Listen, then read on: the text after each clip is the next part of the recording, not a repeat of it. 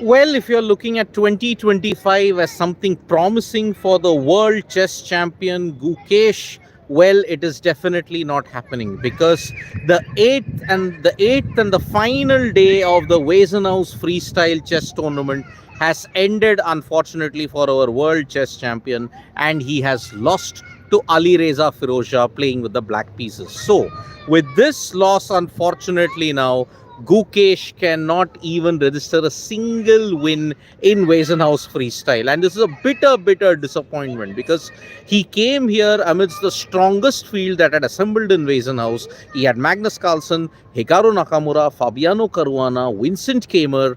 Then you also had Alireza Firoja and all the others who were very strong contenders. But unfortunately, Gukesh has not won a single match in the Weissenhaus Freestyle Chess Tournament. And this is bitterly disappointing because in all the games, when you look at it, barring the game against Fabiano Caruana, he held an advantage. In the first game in the seventh place playoff, Gukesh managed to stave off a defeat. It was a completely lost position, but Alireza managed to beat him, managed to blunder, and that is why Gukesh ended up with a 91 move draw.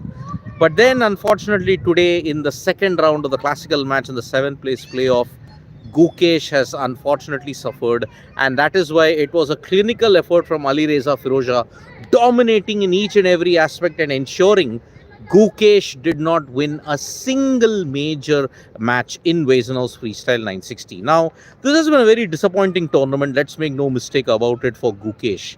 When he came, he was the world chess champion. He had just managed to ensure he didn't win Tata Steel Chess, but unfortunately, he ended up losing Tata Steel Chess by a whisker to Pragnananda, and then he came in with low confidence heading into Weissenhaus. He lost to Magnus Carlsen. He lost to Alireza Firoja in the prelims. The rest of the 7 games were drawn, but he was in a good position there and he blundered.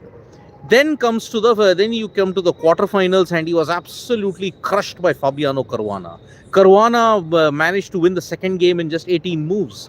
And then after that, his downward spiral began. He may have qualified for the quarterfinals, but there his real troubles began.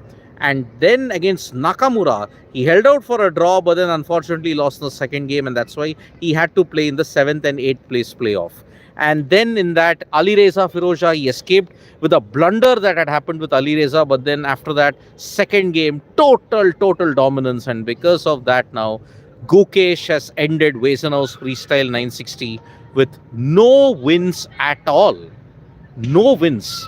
7 consecutive draws, 2 losses in the prelims, then a loss to Fabiano Caruana, then a loss to Hikaru Nakamura, then a loss to Alireza Firoja. And that has meant that the last 2 weeks that you've seen, ever since January end, and then he's come to Weissenhaus, it's been real disasters for Gukesh. And now he will have to figure out what is the way forward, because it's now established freestyle, rapid, blitz are Achilles' heels for Gukesh in the world of chess. He just cannot seem to get his intuitive calculations correct, and that's why in an advantageous position in some of the games, he's managed to lose them.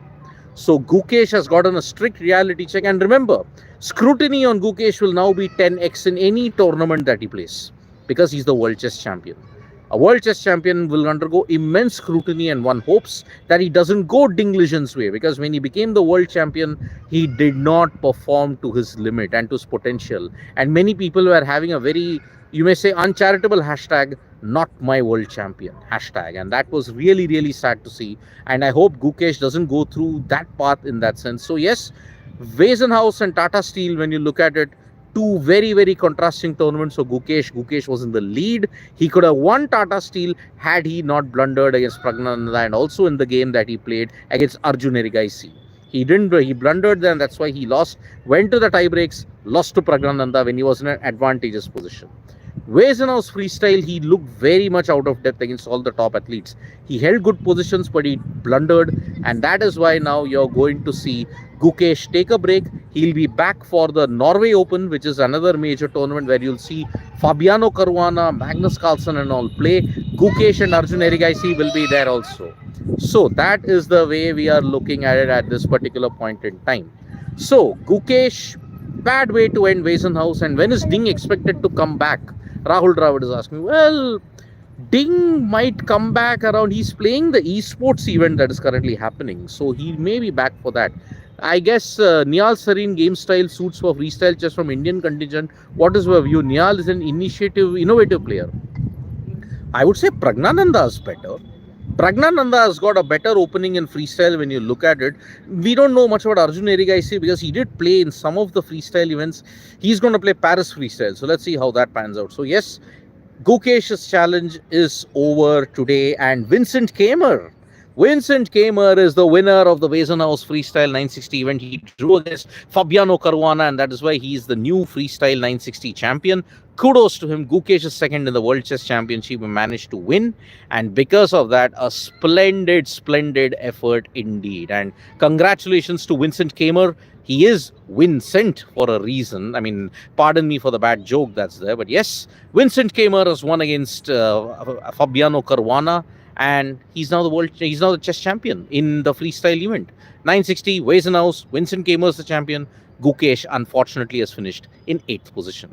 Thank you so much, folks, for joining us for this video. Subscribe to Sports Today for all the latest news and analysis.